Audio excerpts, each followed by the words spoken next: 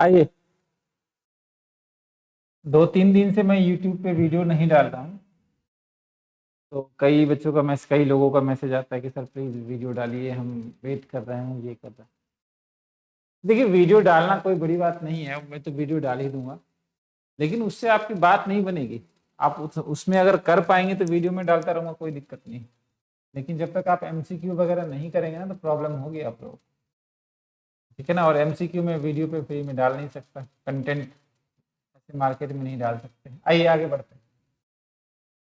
तो आपको कहीं ना कहीं अगर PDF वगैरह बुक्स वगैरह चाहिए तो डालना ही पड़ेगा, आपको पेड बैच में आना ही पड़ेगा। देखिए, टाइप्स ऑफ, पहले हम लोग elasticity of demand, elasticity of supply की बात करेंगे। 1 मिनट रुक जाइए, चलिए इसी में कर देते हैं। इलास्टिसिटी ऑफ सप्लाई की बात करें।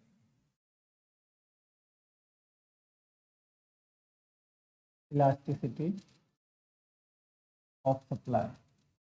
देखिए, डिमांड का इलास्टिसिटी और सप्लाई का इलास्टिसिटी लगभग सेम है, बस अंतर क्या है वो थोड़ा बता देते हैं। पूर्ति की लोच,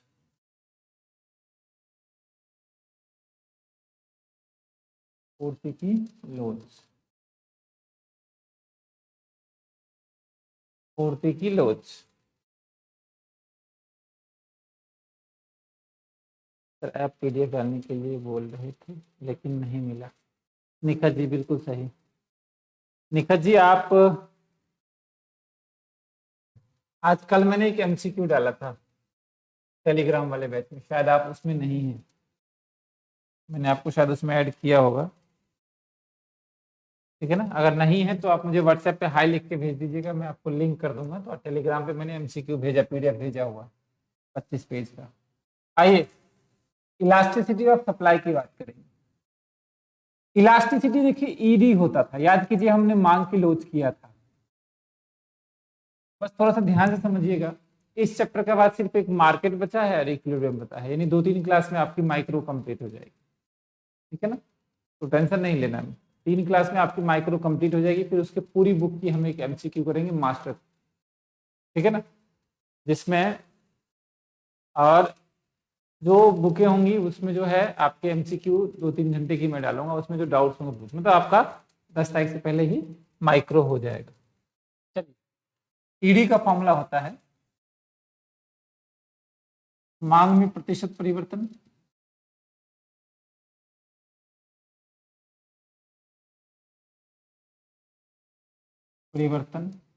अपॉन कीमत में प्रतिशत परिवर्तन, कीमत में प्रतिशत परिवर्तन।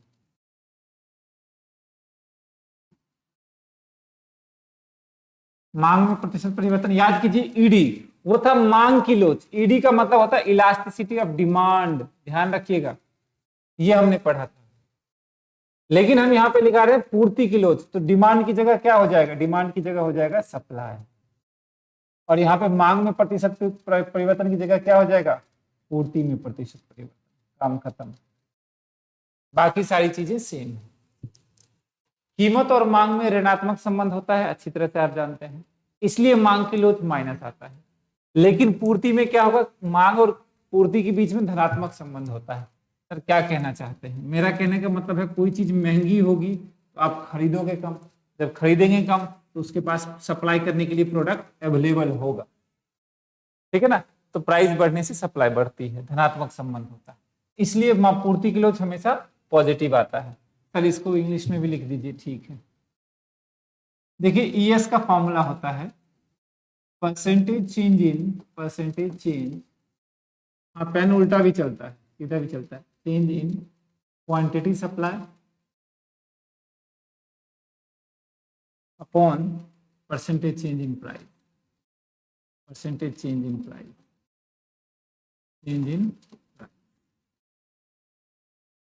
ठीक है ना। देखिए, पूर्ति में प्रतिशत परिवर्तन का फॉर्मूला होता है delta Q upon Q into 100, और कीमत में प्रतिशत परिवर्तन का फॉर्मूला होता है delta P upon P into 100। अब कई लोगों को जिनको बहुत दिन से बेचारे ये क्वांटिटी प्राइस से जो है परिचित नहीं है उनको थोड़े सा एक बार बता देते हैं। यस, ये डेल्टा क्यू का मतलब होता है क्वांटिटी में परिवर्तन, मात्रा में परिवर्तन, मात्रा में परिवर्तन।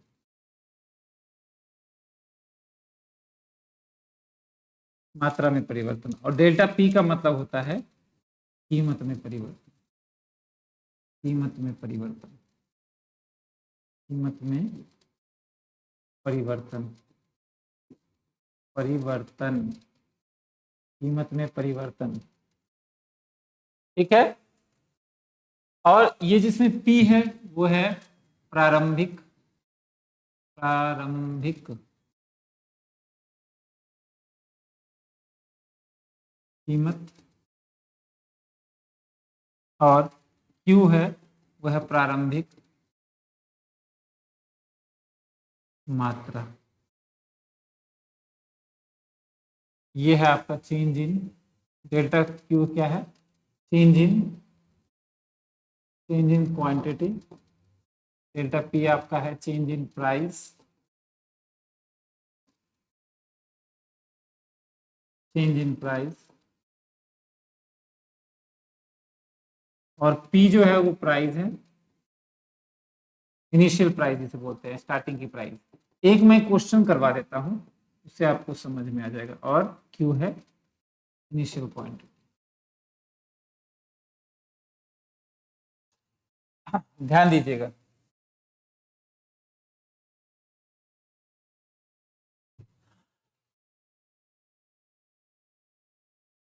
ठीक है, ध्यान दीजिएगा। यहाँ पे एक क्वेश्चन मैं साइड में करवा देता हूँ तो आपको समझ में आ जाएगा। ओ,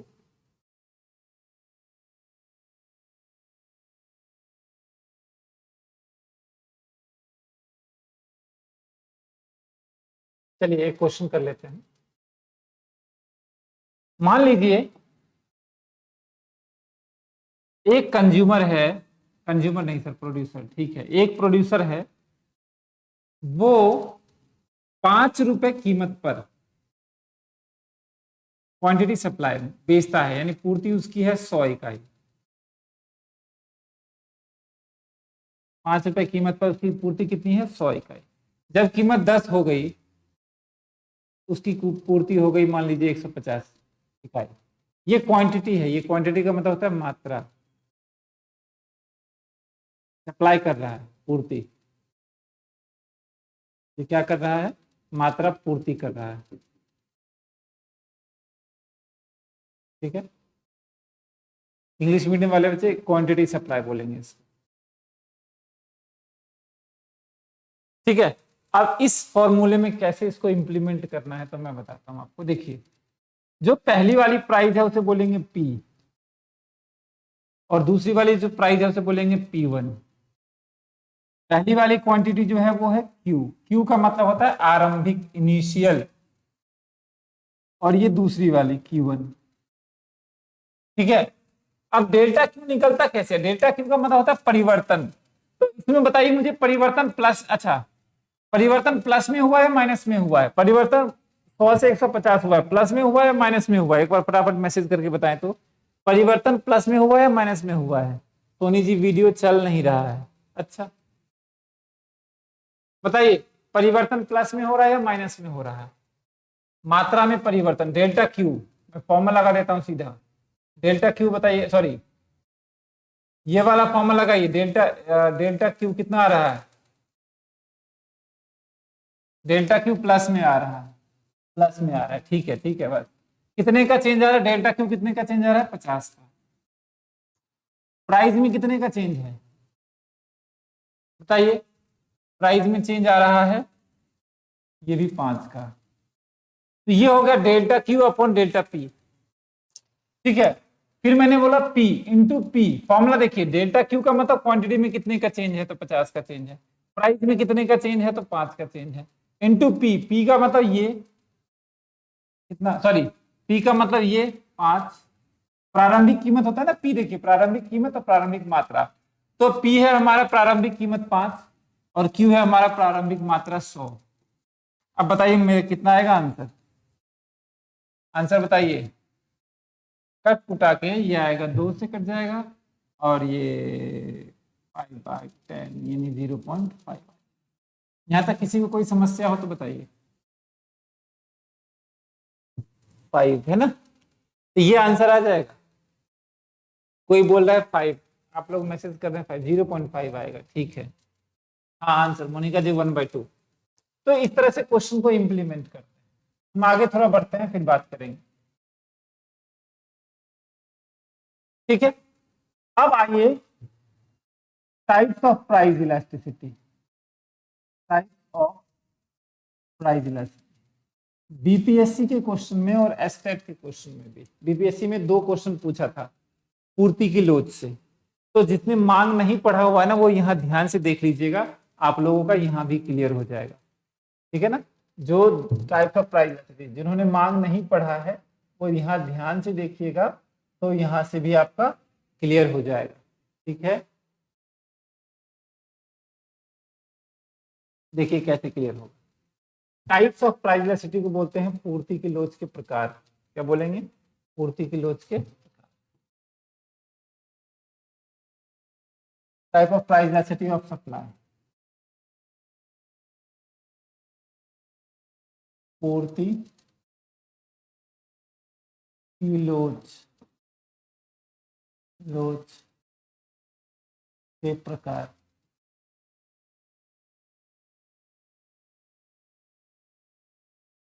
पूर्ति की लोच के प्रकार, ठीक है। देखिए प्राइस इलास्टिसिटी ऑफ सप्लाई जो है ना वो 5 होते हैं, चाहे डिमांड हो या सप्लाई होते 5 ही हैं। ध्यान से समझ लीजिएगा क्योंकि क्वेश्चन पूछा हुआ है, बीपीएससी वाले में भी क्वेश्चन पूछा हुआ है, तो कम से कम 2 नंबर तो ले आइए, बाकी आगे की तैयारी आगे की देखी जाएगी। इसमें सबसे पहला आता है, चलिए, perfectly inelastic. Inelastic, perfectly elastic का मतलब होता है पूर्णतः, पूर्णतः बेलोचदार, बेलोचदार।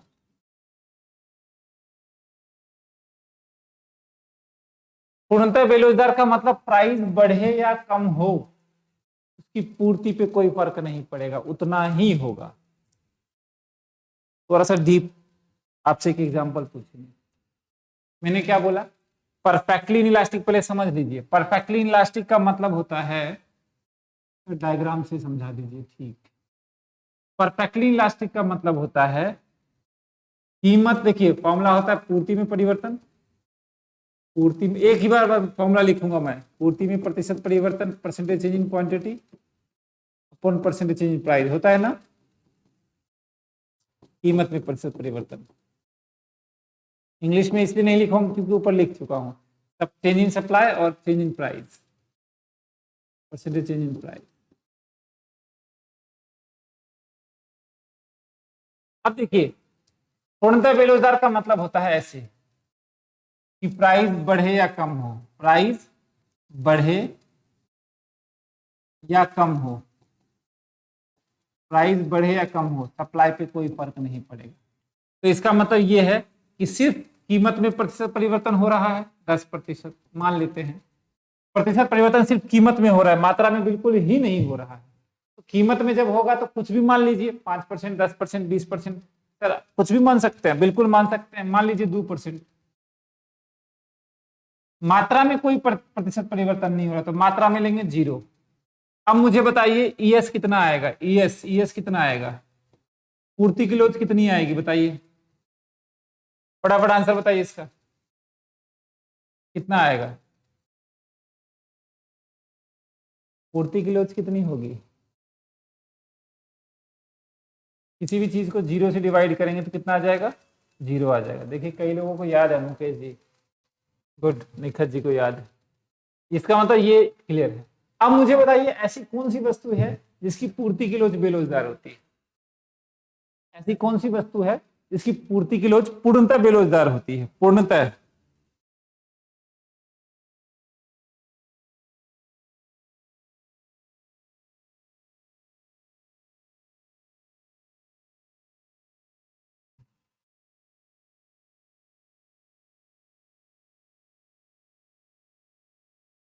बताइए।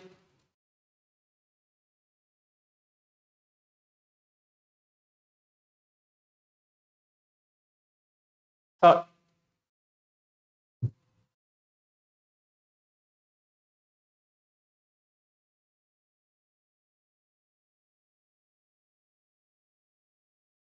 कहने का मतलब ये है आपका नमक, जो नेसेसरी गुड्स होता है, नेसेसरी गुड्स, नेसेसरी गुड्स यानी आवश्यक वस्तुएं जितनी भी होंगी, आवश्यक वस्तुएं जितनी भी होंगी, वो कहना चाह रहा है अनाज। देखिए, जो आवश्यक वस्तु की चीजें होती है ना, चाहे प्राइस बढ़े या कम हो, सप्लाई पे फर्क पड़ता है। अच्छा एक चीज बताइए, अभी कुछ दिन पहले टमाटर जो था 200 रुपए किलो हो गया, प्राइस ज्यादा था ना, तो सप्लाई क्या हो गई, बढ़नी चाहिए, सप्लाई उतनी ही थी। बताइए।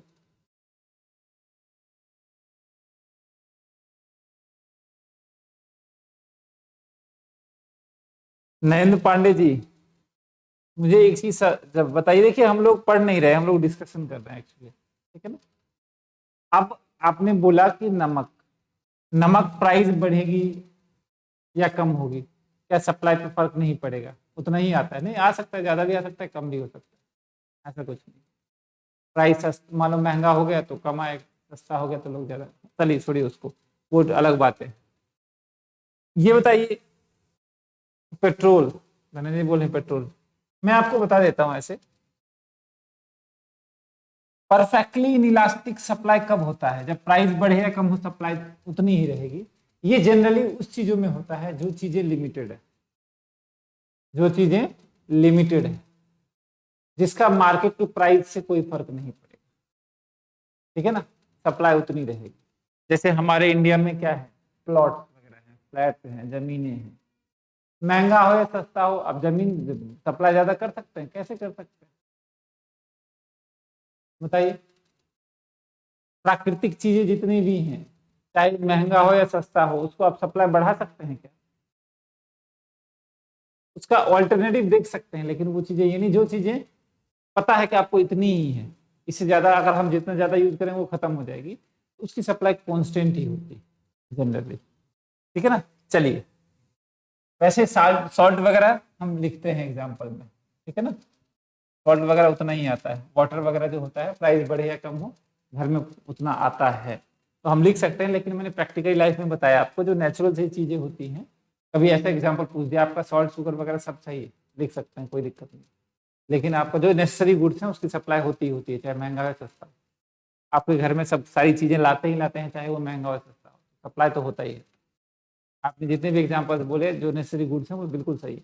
लेकिन अगर आपसे एक्स्ट्रा पूछ दे कि प्राकृतिक संसाधन की पूर्ति पूर्णतः बेरोजगार होती है, रोजगार होती है, तो क्या बोलिएगा, बढ़े या कम हो कोई फर्क नहीं पड़ेगा, जितना है उतना ही रहेगा। हाँ सर, आगे बढ़िए।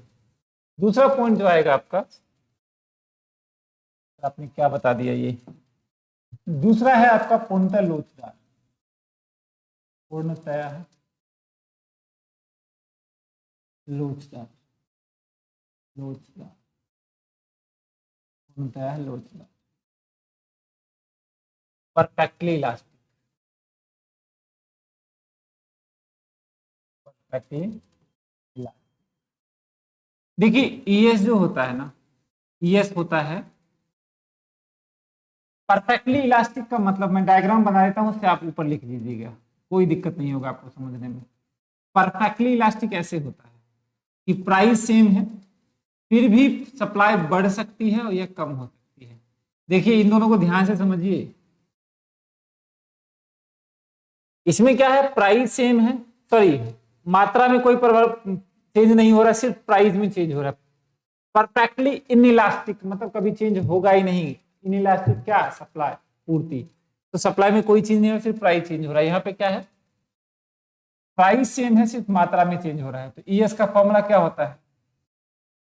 मात्रा में प्रतिशत परिवर्तन अपॉन कीमत में प्रतिशत परिवर्तन। क्वांटिटी में चेंज हो रहा है 10% का, प्राइस मान लेते हैं कोई चेंज नहीं हो रहा 0% का, ईएस कितना आएगा? ईएस हमारा आएगा इन्फिनिटी। ईएस हमारा कितना आ जाएगा? इन्फिनिटी आ जाएगा। ईएस हमारा इन्फिनिटी आ जाएगा। तो अगर आपसे बोले पूर्णतः लोचदार में मांग की लोच क्या होगी, तो इन्फिनिटी होगी। देखिए इससे, इस टॉपिक से 3-4 क्वेश्चन बनेंगे। पहला ये बोलेगा कि अगर सप्लाई कर्व या डिमांड कर्व, देखिए डिमांड सप्लाई दोनों सेम है। डिमांड सप्लाई कर्व जो है एक्स अक्ष के समानांतर है, तो पूर्ति वक्र कैसा बनेगा? पूर्ति वक्र क्या होगा? तो पूर्णतः लोचदार। ये पूछ सकता है। दूसरा ये पूछ सकता है कि पूर्ति की लोच अनंत है, इनफाइनाइट है, तो क्या होगा? परफेक्टली इलास्टिक होगा। या परफेक्टली इलास्टिक, पूर्णतः लोचदार। पूर्णतः की लोचदार में पूर्ति की लोच या मांग की लोच क्या होती है? तो इन्फिनिटी होती है। तो ध्यान से समझिएगा तो हो जाएगा इन्फिनिटी। अनिता चौबे जी, गुड। आगे बढ़िए। तीसरा होता है, नेक्स्ट है आपका यूनिटरी इलास्टिक। तीसरा है यूनिटरी इलास्टिक। यूनिटरी इकाई के बराबर। यूनिटरी इलास्टिक इकाई के बराबर। यूनिटरी इलास्टिक इकाई के बराबर लोच, इकाई के बराबर,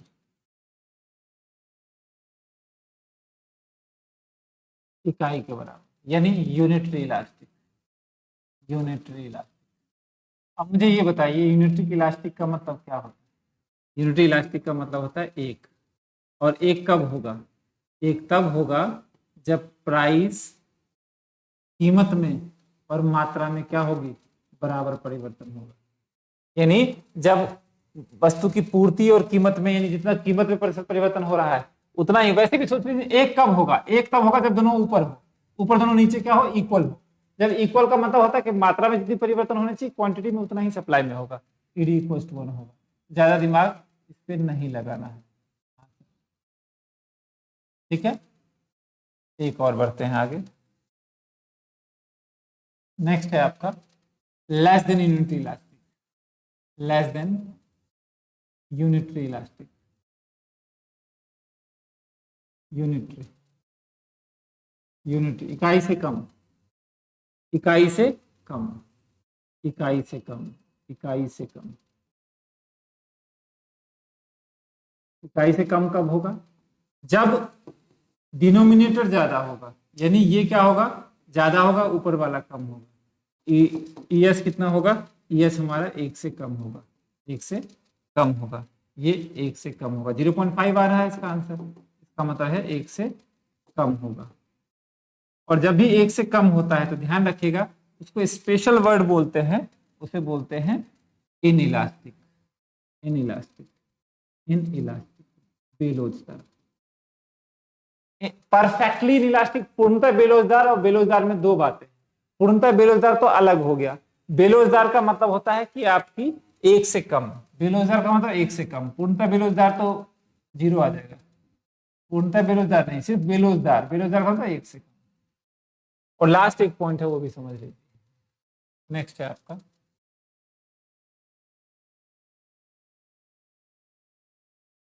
इकाई के बराबर, सॉरी इकाई से अधिक, more than unitary elastic, more than unitary elastic, unitary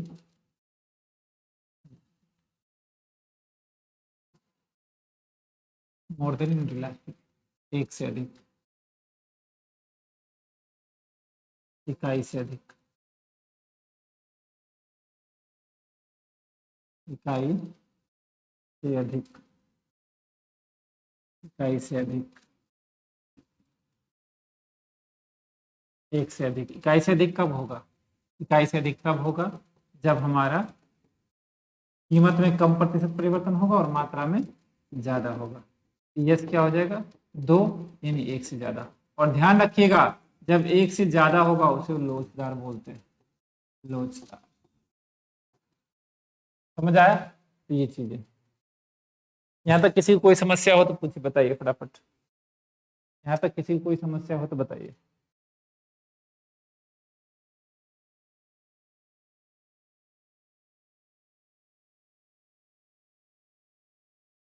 यहाँ तक किसी को कोई दिक्कत नहीं? सर आइए। मोनिका जी, अनीता जी, अतुल जी, समझ में आ रहा है? कोई दिक्कत यहाँ तक, कोई समस्या?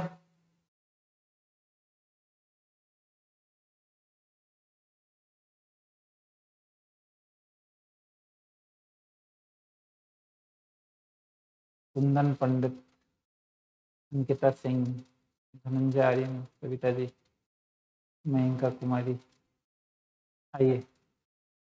बिल्कुल नहीं होनी चाहिए, क्लियर है।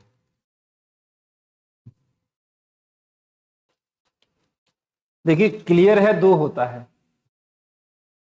एक होता है तो बिल्कुल समझ में आ गया, एक होता है बिल्कुल क्लियर है, मतलब दिमाग में कुछ आया ही नहीं, दिमाग ही क्लियर, माइंड क्लियर है।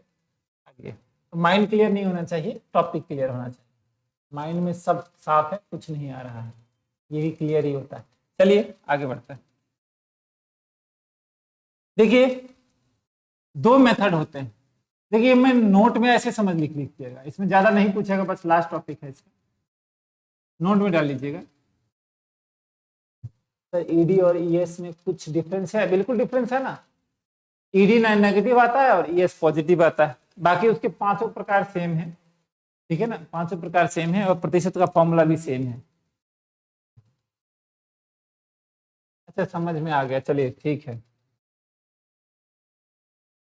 आइए देखिए मेथड जो है, methods of price elasticity of demand, price elasticity of demand, methods of price elasticity of supply.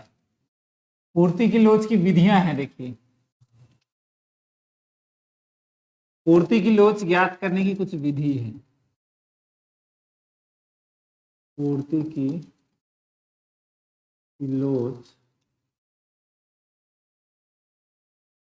ज्ञात करने की विधि, पूर्ति की लोच की, यहां चलो ज्ञात लिख देते हैं, ज्ञात करने की विधि, मेथड दो होते हैं।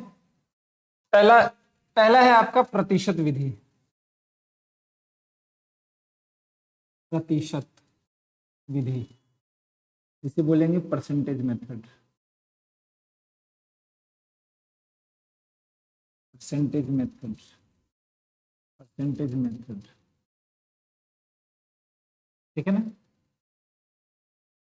और दूसरा है जो प्रतिशत मेथड, तो वही है जो हमने फॉर्मूला कर लिया है। और दूसरा है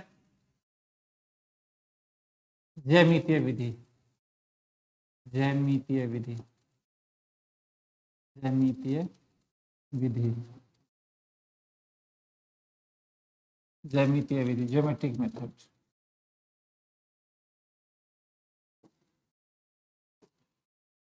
ज्यामितीय विधि, ज्योमेट्रिक मेथड,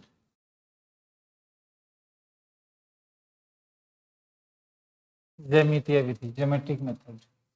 तो परसेंटेज मेथड तो हमने कर लिया कि मांग में पूर्ति में प्रतिशत परिवर्तन अपन कीमत में प्रतिशत परिवर्तन, वही फॉर्मूला है, कोई दिक्कत नहीं। लेकिन ज्यामितीय विधि में देखिए ये सिर्फ इसमें ज्यादा कुछ नहीं है, 3 डायग्राम से निकाला गया है पूर्ति।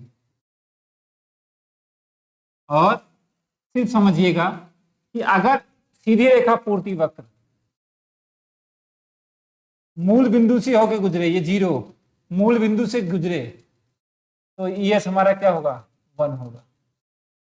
ऐसे समझ लीजिए, मूल बिंदु से होकर गुजरे और 45 डिग्री का एंगल बनाए, 45 डिग्री का, क्योंकि हम अच्छी तरह से जानते हैं ये कितना होता है, 90 होता है कि नहीं होता?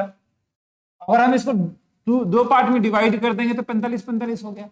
ऐसे इसका मांग की लोच का फॉर्मूला होता है, पूर्ति की लोच का फॉर्मूला होता है मात्रा वाला कोण, मात्रा वाला कोण यहाँ पे मात्रा होता है, मात्रा वाला कोण कितना है? 45 डिग्री। अपन कीमत वाला कोण कितना है 45 डिग्री, तो कितना आ जाएगा 1 आ जाएगा। समझने के लिए बता रहा हूं, आप समझ लीजिएगा पूर्ति की लोच इकाई के बराबर कब होगा, इकाई के बराबर कब होगा ज्यामितीय विधि से, जब एक सीधी रेखा वक्र मूल बिंदु से होके गुजरे। दूसरा है जब पूर्ति वक्र एक्स सॉरी वाई अक्ष से होके गुजरे सप्लाई कर, तो ES ग्रेटर देन 1 होगा, क्योंकि ऑब्वियसली बात है कहीं ना कहीं ये वाला एंगल क्या होगा, उसका ज्यादा होगा, ऊपर वाला कम होगा। और कोई भी पूर्ति वक्र एक्स अक्ष से होके गुजरे, इसका मतलब कहीं ना कहीं कीमत वाला, यानी ये ES हमारा लेस देन 1 होगा। बस इतना ध्यान रखिएगा, इससे ज्यादा आपसे ज्यादा इसमें घुसने की जरूरत नहीं है, क्योंकि ज्यादातर मांग का पूछता है, पूर्ति का नहीं पूछता। मांग का पूछेगा, पूर्ति का नहीं पूछेगा, ठीक है ना। तो ये चीजें हैं। हेलो, तो ये करना है।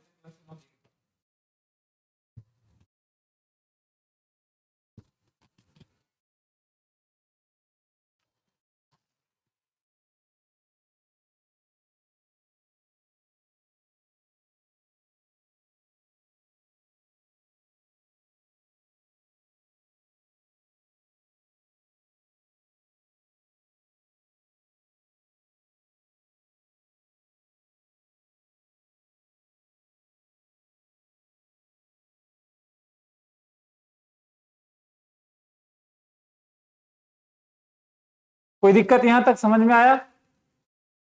हाँ सर, आगे बढ़िए। तो ये चीजें हैं पूर्ति की लोच।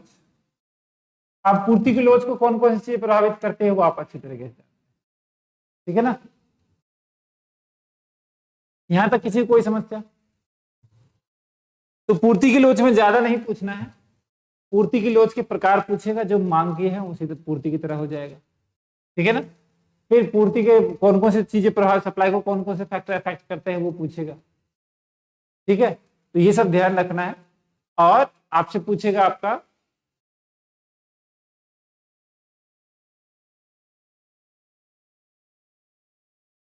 Change in supply, change in quantity supply, खिसकाव, संकुचन, विस्तार, ये सब आपसे सप्लाई से क्वेश्चन पूछ सकता है, ठीक है। तो ये है आपका सप्लाई चैप्टर, जो मैंने लास्ट क्लास में स्टार्ट किया था और आज मैंने खत्म कर दिया है, ठीक है। छोटा सा पार्ट था, इसको आप डिटेल में कर लीजिएगा। आज हमें एक्चुअली मार्केट करना था, तो मार्केट हम लोग स्टार्ट करेंगे। ये वो यहाँ से है, चलिए देखिए, ये आपको दिख रहा होगा। थोड़ा सा हम एक मार्केट तो आज हम कोशिश करेंगे कि कर ही ले, और मार्केट से बहुत सारे क्वेश्चंस पूछे गए, ठीक है ना। पूर्ण प्रतियोगिता, परफेक्ट कंपटीशन, तो मार्केट क्वेश्चन को आप डिटेल में कीजिएगा। आप पेपर उठा के दिखेगा सीबीएसई जो बीपीएससी वाला, पूर्ति की लोच से क्वेश्चन पूछा हुआ है डायरेक्ट, 3-4 क्वेश्चन, ठीक है।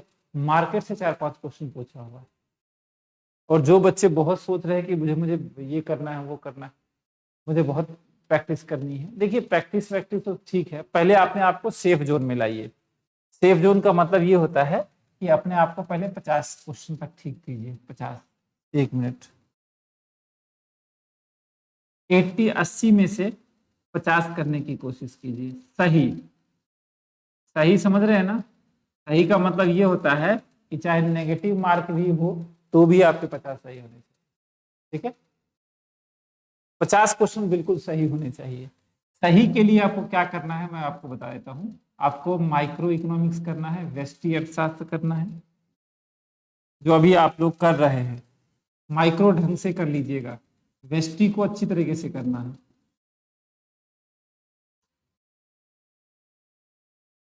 ठीक है।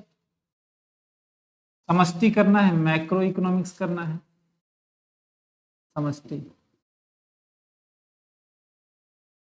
ठीक है। नेक्स्ट है आपका इंडियन इको, भारतीय अर्थव्यवस्था को ढंग से करिएगा, इंडियन इकोनॉमी ढंग से करना है आपको ये। और स्टैटिस्टिक, भारतीय अर्थव्यवस्था, और आपको करना है स्टैटिस्टिक, स्टैटिस्टिक सांख्यिकी।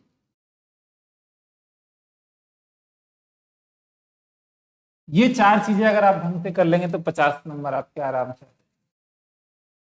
ठीक है। और मैं आपको बता रहा हूँ जितने भी ये 30 मार्क हाँ बन रहे हैं ना कि मेरे इतने मार्क्स आ गए, इतने मार्क्स आ गए, है ना, मैं स्टेट क्लियर हो गया। कई लोग तो गांव में बिल्कुल गमछा वमछा बिल्कुल डाल के चल रहे हैं कि हमारा स्टेट क्लियर हो गया, कुछ नहीं हुआ है।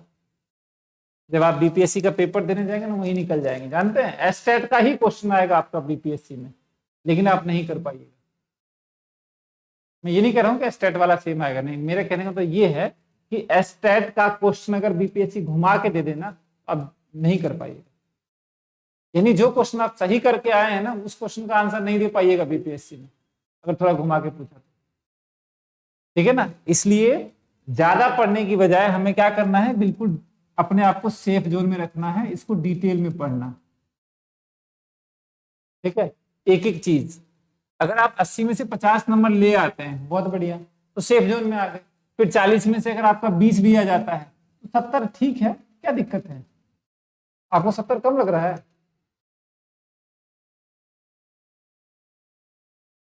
है ना? अगर नेगेटिव मार्किंग हो फिर भी अगर आपके 70 आ रहे हो तो अब क्या चाहिए बताइए। और अगर नेगेटिव मार्किंग नहीं हुआ तो 50 नंबर ये, और 30 नंबर में मान लीजिए 15 ये, तो आप कर ही देंगे। मुझे 10 तो मान ही लेते हैं, तो 60 ये, और 40 में से अगर आप नेगेटिव मार्किंग नहीं हो तो 25 और मान लेते हैं, 85। दुनिया की कोई ताकत नहीं है जो आपको नौकरी ना दे। और नेगेटिव मार्किंग का मजा तो बीपीएससी में ही आएगा। नेगेटिव मार्किंग नहीं देंगे ना, तो भी कई लोग क्वेश्चन नहीं कर पाएंगे, जानते हैं, क्योंकि क्वेश्चन का जो क्वालिटी होगा ना, वो डीप डेप्थ में। ठीक है ना, सिंपल सिंपल क्वेश्चन नहीं पूछेंगे, वो पूछेंगे चीजें वही रहेंगी, पूछेगा आपका पूर्ति का लोच ही, लेकिन थोड़ा सा घुमा के पूछेगा और आप जाइएगा घूम। ठीक है ना, चलिए, बीपीएससी सिलेबस दिया है कि नहीं? नहीं दिया है अभी, अतुल जी देगा। आइए, ये सारी बातें जो हैं अलग से करे जाएगी, लेकिन चलिए हम बढ़ते हैं। तो मार्केट एक बहुत बड़ा टॉपिक है, बीपीएससी के पॉइंट ऑफ व्यू से पूछता है। और एक्चुअली क्या है, देखिए, डिमांड सप्लाई और मार्केट कहीं ना कहीं लिंक रखता है, क्योंकि मार्केट में डिमांड सप्लाई, ऑब्वियसली बात है, मांग पूर्ति की बात करेंगे। चलिए आगे बढ़ते हैं, और आज हम लोग स्टार्ट करेंगे, चैप्टर का नाम है मार्केट। और मार्केट वर्ड जो है ना, कभी ध्यान रखिएगा, कभी एक या दो सेलर के नाम से नहीं आता है। बाजार जा रहे हैं तो बाजार क्यों बोलते हैं? अच्छा, कभी ये बोला है कि खैर आप लोग तो गांव में ही दूध मिल जाता है कि जाओ बाजार से नमक ले आओ, जाओ बाजार से। आपके गांव में भी तो दुकानें होंगी, गांव की दुकानों को मार्केट नहीं बोलते हैं। क्यों जानते हैं? क्योंकि वहां पे असंख्य क्रेता विक्रेता नहीं होते, क्योंकि वहां पे large number of buyers and seller नहीं होते। बाजार जनरली एक ऐसे स्थान को कहा जाता है जहां पे असंख्य क्रेता और विक्रेता हो। क्या हो? असंख्य क्रेता और विक्रेता। Market refers to the place where large number of buyers and seller sell और परचेज देयर होमोजेनियस सेल और purchase their goods and services. ठीक है ना, असंख्य क्रेता विक्रेता जहां होंगे वो बाजार होगा, ना कि एक दो। ठीक है ना, एक दो जहां विक्रेता होते हैं उसको बाजार नहीं बोलते हैं, वो दुकानें होती। ठीक है, तो मार्केट का अगर डेफिनेशन पूछेगा, sir BPSC syllabus PG level तक देगा, धनंजय जी पीजी लेवल तक देगा, तो आप लोगों में से कोई भी पास नहीं हो पाएगा, शायद मैं भी। हल्के में लेते हैं क्या पीजी लेवल को? और डेप्थ में पूछ दिया और नेगेटिव मार्किंग कर दी, तो ऐसा ना हो कि आप लोग के या हम लोग के मार्क्स नेगेटिव आ जाए। ठीक है ना, पीजी लेवल में अगर दे दिया, एक आध दो क्वेश्चन देगा, तो आप ये मान के मत चलिए कि पीजी लेवल का क्वेश्चन। ठीक है ना, एक आध दो क्वेश्चन तो तुक्का भी मार देते हैं आप लोग। ठीक है, आप लोगों ने स्टेट दिया होगा, बीपीएससी दिया होगा 9-10 वाला, आप लोगों को तो पता चल ही गया होगा बीपीएससी में सिलेबस कैसा था। ठीक है ना, लेवल तो पता चली गया होगा, टॉपिक से अगर सिलेबस दिया है तो उसी से पूछेगा, according to state syllabus. Dhananjay ji नहीं, स्टेट का सिलेबस, अगर स्टेट वाला सिलेबस दे दिया ना, तो फिर तो आप आराम से कर दीजिएगा, बस उसको थोड़ा डिटेल पढ़ लीजिएगा, कोई दिक्कत नहीं। देखिए कार्ल मार्क्स, ऐसे स्पीटर और रिकार्डो, बहुत सारी जो स्वीजी वगैरह, ये सब जो है ना, थोड़ा थोड़ा पढ़ लेंगे तो आपको समझ में आ जाएगा, कोई दिक्कत, उसमें ज्यादा डिटेल में मत पढ़िएगा। मेन थ्योरी का मेन पार्ट जो है, किसकी थ्योरी है, जैसे इनोवेशन की थ्योरी किसकी है, ठीक है ना, रिकार्डो का क्या है स्टेटमेंट, तो कर लेंगे, उसमें कोई दिक्कत नहीं, उतना टेंशन मत लीजिए। मार्केट की बात करते हैं, तो मार्केट एक ऐसा स्थान होगा, ऐसा प्लेस होगा जहां पे large number of buyers and sellers. Definition नहीं लिखा है क्योंकि आप लोग एक लेवल पे हैं, तो मैं ये मान के चलता हूं कि आप लोग मैं जो बोल रहा हूं उसी में आप समझ जाते हैं। तो बाजार एक ऐसा स्थान होता है जहां पे असंख्य, किसी वस्तु के असंख्य क्रेता और विक्रेता होते हैं। Market refers to the place where large number of buyers and sellers in contact, ठीक है ना। Large number of buyers sellers क्या होते हैं, एक दूसरे के कॉन्टैक्ट में होते हैं। और कॉन्टैक्ट का मतलब होता है ये नहीं कि फोन नंबर रख लिया उसका, कॉन्टैक्ट का मतलब होता है यहाँ पे खरीद बेच रहे हैं, ठीक है ना। चलिए, मार्केट आपके लिए दो है, एक है परफेक्ट कंपटीशन मार्केट, एक है इम्परफेक्ट कंपटीशन मार्केट। वैसे देखा जाए तो इम्परफेक्ट में ड्यूओपोलॉजी भी है एक, वो हम अलग से चर्चा कर लेंगे, ठीक है ना, वो हम अलग से चर्चा कर लेंगे। तो मार्केट दो है, परफेक्ट कंपटीशन, इम्परफेक्ट कंपटीशन, पूर्ण प्रतियोगिता और अपूर्ण प्रतियोगिता। पूर्ण प्रतियोगिता और अपूर्ण प्रतियोगिता, सर इकोनॉमिक्स का नाम पहली बार सुना स्टेट में, हाँ कोई बात नहीं, पढ़ लीजिएगा, सुन लीजिएगा। बाजार, मार्केट में परफेक्ट कंपटीशन होगा, इम्परफेक्ट कंपटीशन, पूर्ण प्रतियोगिता और अपूर्ण प्रतियोगिता। अपूर्ण प्रतियोगिता में आता है एकाधिकार, एकाधिकारात्मक और अल्पाधिकार। ध्यान दीजिएगा, एकाधिकार, एकाधिकारात्मक और अल्पाधिकार, ठीक है ना। तो सबसे पहले हम लोग आज बात करेंगे पूर्ण प्रतियोगिता की, परफेक्ट कंपटीशन की, पूर्ण प्रतियोगिता की बात करेंगे। प्रैक्टिकल लाइफ में कभी भी मार्केट का हम एग्जांपल लेके अगर चलेंगे तो आपको समझ में नहीं आए, क्योंकि प्रैक्टिकल लाइफ में मार्केट होता ही नहीं है वो, ठीक है। अच्छा चलिए, एकाधिकार बाजार क्या होता है। एकाधिकार बाजार वो मानते हैं जहां पे एक ही बेचने वाला हो और खरीदने वाले बहुत सारे हों, ठीक है ना, ठीक है। अब एक ही बेचने वाला होगा तो एकाधिकार होगा, और अगर एक ही बेचने वाला है तो बाजार कैसे होगा ये बताइए। बाजार का डेफिनेशन ही है जहां पे असंख्य क्रेता विक्रेता हो, या जहां पे विक्रेता और क्रेता जो है आपस में कांटेक्ट में होते हैं। बाजार एक बहुत टाइप का है, ठीक है ना। तो बाजार प्रैक्टिकल लाइफ में ऐसा नहीं होता। हाँ, क्रेता विक्रेता के आधार पर हम मार्केट को मान लेते हैं, जैसे एक बेचने वाला है तो एकाधिकार, बहुत सारे बेचने वाले हैं तो वो क्या हो जाएगा हमारा पूर्ण प्रतियोगिता बाजार, या एकाधिकारात्मक भी हो सकता है, ठीक है ना। चलिए हम लोग स्टार्ट करते हैं परफेक्ट कॉम्पिटिशन। मैं इसका एग्जांपल दे देता हूं, फिर समझ में आ जाएगा। आप पार्ले जी बिस्किट लेने जाते हैं, 5 रुपए का आता है, किसी भी दुकान में लीजिए 5 रुपए मिले। हाँ बस वो रेलवे स्टेशन वगैरह हटा दीजिए, वो तो एक्सेप्शन अपवाद हो गया। तो हर जगह पार्ले जी ही मिल रहा है, हर जगह 5 रुपए का ही मिल रहा है। एग्जाम्पल लेके चल रहा हूं, मैंने बोला कि प्रैक्टिकल लाइफ में मार्केट का एग्जाम्पल हम आप उस पर तर्क नहीं कर सकते। तो मान के चलिए कि पार्ले जी बिस्किट है, हर दुकानदार के पास सेम क्वालिटी होगी, और हर दुकानदार के पास क्या है, प्राइस भी सेम होती है ना। तो ऐसे बाजार को क्या बोलेंगे, ऐसे बाजार को बोलेंगे पूर्ण प्रतियोगिता बाजार। सर दुकानदार ज्यादा भी ले सकता है, वो उसकी मर्जी है, लेकिन सरकार ने तो ऊपर से प्राइस सेट होके आता है, वो तो वही रखना पड़ेगा उसको। अगर कंपनी ने 5 रुपए रखा है तो 5 रुपए रखेगा, उस पर लिखा होगा। और तुमसे जबरदस्ती 7 रुपए ले ले, वो अलग बात है। लेकिन पूर्ण प्रतियोगिता बाजार का डेफिनेशन समझिए ध्यान से। पूर्ण प्रतियोगिता एक ऐसा बाजार होता है जहां पे असंख्य क्रेता विक्रेता हो, जहां पे असंख्य क्रेता विक्रेता हो, क्या हो, जहां पे क्रेता विक्रेता क्या हो, असंख्य हो, जब मतलब बहुत ज्यादा बेचने वाले हो, सबकी वस्तुएं भी क्या हो, समरूप हो, होमोजीनियस प्रोडक्ट, यानी असंख्य क्रेता विक्रेता, large number of buyers and seller हो, और समरूप वस्तु हो, होमोजीनियस प्रोडक्ट हो, और सबकी प्राइस कैसी हो, सबकी प्राइस भी समान हो, यूनिफॉर्म प्राइस। और इस मार्केट में प्रवेश व निषेध की स्वतंत्रता नहीं होती, ठीक है ना, प्रवेश व निषेध की स्वतंत्रता नहीं होती, ठीक है।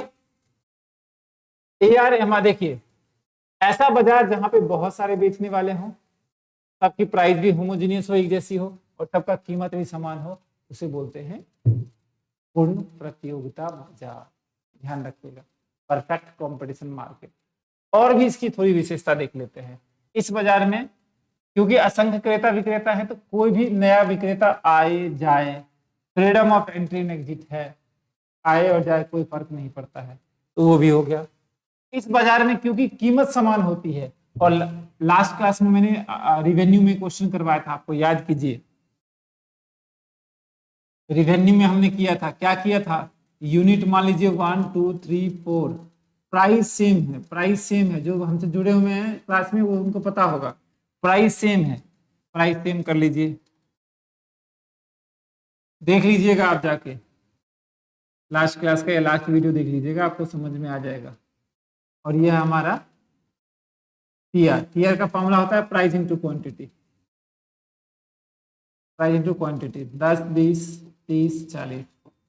और एआर क्या होगा, एआर होगा टीआर अपॉन यूनिट, और एमआर क्या होगा, एमआर होगा टीआर का चेंज। याद है, ये सब जाके देखिएगा, आपको समझ में आ जाएगा। ठीक है, अगर हम इसका डायग्राम बनाने की कोशिश करें, और डायग्राम बनाने की कोशिश करें तो जानते हैं कैसे बनेगा, ऐसे बनेगा, AR इक्वल्स टू एम, यानी AR MR समान है। क्यों समान है, समरूप वस्तु के कारण, समान कीमत। क्यों सेम है, क्योंकि समान कीमत है, समान कीमत, समान कीमत, यानी क्या हो जाएगा, समान कीमत, समान कीमत को बोलेंगे यूनिफॉर्म प्राइस। यानी जब प्राइस सेम होगी तो क्या होगा, AR MR इक्वल होगा। ठीक है, तो और ध्यान रखिएगा, मांग वक्र को, AR को ही मांग वक्र बोलते हैं, AR को ही मांग वक्र बोलते हैं। तो मांग वक्र कैसा हो जाएगा, एक्स अक्ष के समांतर हो जाएगा। मांग वक्र कैसा हो जाएगा, एक्स अक्ष के समांतर हो जाएगा। देख लीजिए AR ही हमारा क्या है, मांग वक्र है। तो एक तो AR MR इक्वल होगा, वो तो अलग बात है, AR MR इक्वल है, बिल्कुल सही है। मांग वक्र कैसा होगा, AR को ही बोलते हैं मांग वक्र, इस वर्ड को ध्यान रखिएगा, AR को ही बोलते हैं मांग वक्र। AR ही हमारा क्या है, मांग वक्र है, डिमांड कर्व, डिमांड कर्व। ठीक है ना, तो ये आ जाएगा। दूसरा है पूर्ण ज्ञान, इस मार्केट के बारे में परफेक्ट नॉलेज होती है लोगों को। जानते हैं क्यों परफेक्ट नॉलेज क्यों होती है, पूर्ण ज्ञान क्यों होता है लोगों को, क्योंकि इस बाजार में बहुत सारे खरीदने बेचने वाले होते हैं, इसलिए मार्केट के बारे में क्या है, पूर्ण ज्ञान है। ठीक है ना, परफेक्ट नॉलेज होती है। मान लीजिए अब हमारे बहुत सारे बेचने वाले हैं, पार्ले जी, ठीक है ना, तो हर जगह मिलता है, प्राइस भी सेम है, उसके बारे में लगभग सबको पता है। लेकिन जब एक ही बेचने वाला होगा उसके बारे में हमें पता नहीं होगा, मतलब सॉरी, सबके प्रोडक्ट भी सेम है तो इसलिए भी पता है, और सबके प्रोडक्ट अलग अलग होंगे तो नहीं पता चलेगा कि कौन कैसा क्या कर रहा है। ठीक है ना, मान लीजिए कोल्ड ड्रिंक की बात करते हैं, सबके प्रोडक्ट अलग अलग है, सब किसका कैसा टेस्ट है, जो पिएगा उसी को पता चलेगा। लेकिन अगर कोल्ड ड्रिंक सबका एक ही जैसा, जैसे दूध का, दूध कैसा होता है, कैसा होता है, व्हाइट होता है, सबको पता है। समरूप वस्तु जहां भी होगी ना वहां पे लोगों का क्या होगा, पूर्ण ज्ञान होगा। तो यहाँ पे पूर्ण प्रतियोगिता बाजार में क्या है, समरूप वस्तु है तो ज्ञान पूर्ण है। ठीक है ना, कीमत का निर्धारण कौन करता है, कीमत का निर्धारण उद्योग किया जाता है। ध्यान रखिएगा, परफेक्ट कंपटीशन में कीमत का निर्धारण उद्योग के द्वारा किया जाएगा, यानी इंडस्ट्री डिटरमाइन प्राइस करती है, price determined by the industry, price determined by the industry, price determined by the industry, price determined by the industry, determined by the industry, price determined by the industry, यानी industry price set करती है इस market में। और industry कैसे price set करती है, मांग और पूर्ति के आधार पर। ध्यान रखिएगा, मांग और पूर्ति के आधार पर प्राइस सेट करता है। सर क्या कहना चाहते हैं बताते हैं, अभी रुकिए। मान लीजिए किसी भी प्रोडक्ट की प्राइस सेट कैसे होती है ये बताइए। जब मैं 10th क्लास में था उस टाइम कोल्ड ड्रिंक आता था 2 लीटर, मेरे ख्याल से 30 रुपए के आसपास आता था, 30 रुपए का कोल्ड ड्रिंक था 2 लीटर। मुझे जहां तक थोड़ा बहुत याद है, हो सकता है इससे कम ही हो। ये कोल्ड ड्रिंक है, ये पेप्सी है। और अभी पेप्सी मेरे ख्याल से, मैं तो खैर पीता नहीं, ये मेरे ख्याल से 90 के आसपास तो होगा ही होगा।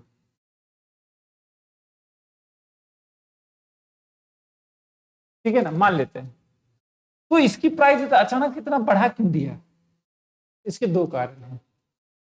एक तो लोगों की डिमांड बढ़ी, एक तो डिमांड फैक्टर हो जाएगा, और दूसरा उसको बनाने का खर्चा भी बढ़ा, दूसरा कारण भी होगा। तो किसी भी प्रोडक्ट की प्राइस जो है ना, सेट जो होती है उसकी डिमांड और सप्लाई से होती है। मान लो मैं 10 रुपए में बेच रहा हूँ, अगर आप 10 रुपए खरीद रहे हैं, प्राइस 10 रुपए सेट हो गया। मान लो मैंने 20 रुपए कर दिया, आप 20 रुपए में खरीद रहे हैं, 20 रुपए प्राइस सेट हो गया। और मान लीजिए मैंने 30 रुपए कर दिया, अगर आप 30 रुपए में खरीद रहे हैं तो प्राइस सेट हो गया 30 रुपए। यानी जहां पे डिमांड और सप्लाई दूसरे को कट करते हैं, वहां पे सर इन इकोनॉमिक्स का नाम, अच्छा, तब क्या होगा, मांग और पूर्ति निर्धारित होगी। यानी सीधी सी बात है, ये डिमांड है, ये मांग है, और ये पूर्ति है। तो जहां पे मांग और पूर्ति निर्धारित होगी, जहां पे मांग और पूर्ति एक दूसरे को काटेंगे, वो क्या होगा, वो कीमत निर्धारित हो जाएगी। यानी ये कीमत जो होगा आपका, यही बाजार कीमत होगा, ये इसे बोलते हैं संतुलन कीमत।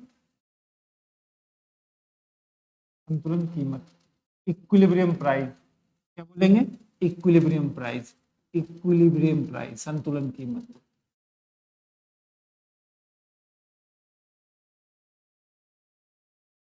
ठीक है, यहां तक किसी को कोई समस्या आ रही है तो बताओ। ठीक है ना, तो बाकी की ये चीजें हैं, इसके डिटेल में जो है ना, वो हम लोग,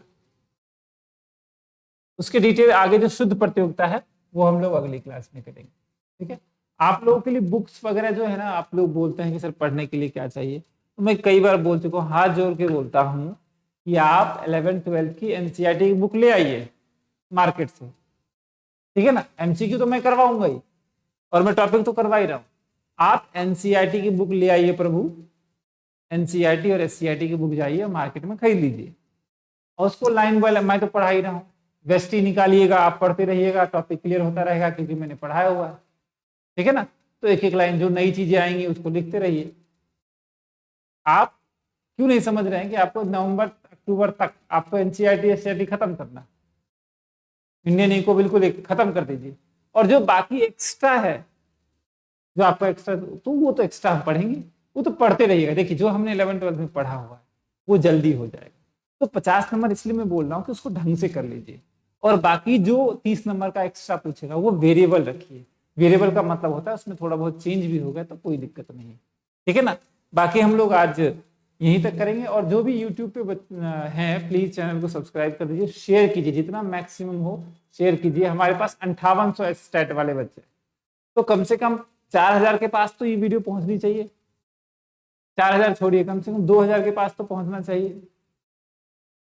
है ना, कम से कम 2000 बच्चे जुड़े हमसे।